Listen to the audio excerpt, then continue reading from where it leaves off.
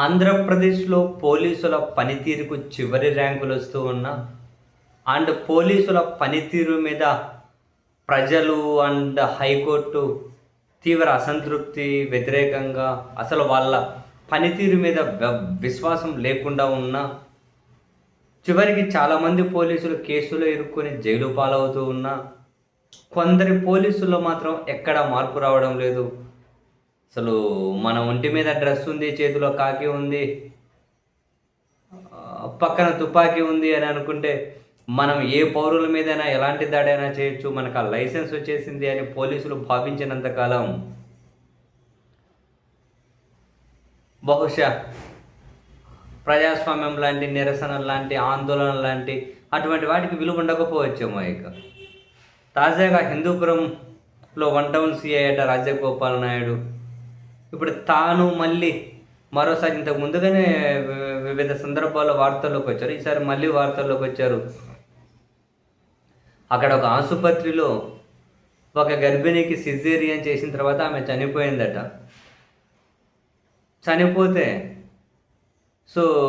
ఆ మృతురాలి ఆ చనిపోయిన కుటుంబానికి న్యాయం చేయాలి అని చెప్పి వాళ్ళ బంధువులు కుటుంబ సభ్యులతో పాటు బహుజన చైతన్య వేదిక అధ్యక్షుడు హైకోర్టు న్యాయవాది శివరామకృష్ణ కూడా ఆసుపత్రి దగ్గర నిరసన కూర్చున్నారు. ఒక మనిషి చనిపోయిన బాధలో ఉన్నారు, ఆసుపత్రి దగ్గర నిరసన కూర్చున్నారు. కూర్చొనివ్వండి, ఏదైనా ఉంటే చర్చించాలి. ఏం జరిగిందో ఆసుపత్రి యాజమాన్యం చెబుతుంది. నేరుగా పోలీసులు వచ్చేసి సిఐ అయితే అక్కడికి ఆ న్యాయవాదిని తీసుకెళ్ళి పోలీసులు ఎత్తుకెళ్తూ ఉంటే కాలుతో ఇట్లా ఎగిస్తంతూ ఈ వీడియోలన్నీ వైరల్ అవుతున్నాయి.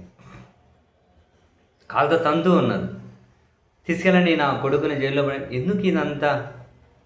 ఒకరికి ఆసుపత్రిలో చనిపోయారు సిజేరియన్ అయిన తర్వాత, ఏం జరిగిందో యాజమాన్యం లేకుంటే డాక్టర్లు చెబుతారు. పోలీసులు రెండు వైపులు ఏం జరిగిందో అడగాలి. బాధలో ఉన్న వాళ్ళని ఇంకా ఓదార్చాలి. ఆసుపత్రి దగ్గర నిరసన కూర్చున్నారని చెప్పి ఒక న్యాయవాదిని తంతు తీసుకెళ్ళడం ఏంటి? మొత్తానికి దళిత సంఘాలు కూడా సత్యసాయి జిల్లా ఎస్పీ ఆఫీస్ ముందు పుట్టపర్తిలో నిరసనకేమో కూర్చున్నట్లున్నారు దళిత సంఘాలు. మరి పోలీసులు ఇటువంటి ప్రవర్తన ఏంటో వరుసపెట్టి రిపీట్ అవుతూనే పోతూ ఉన్నాయి.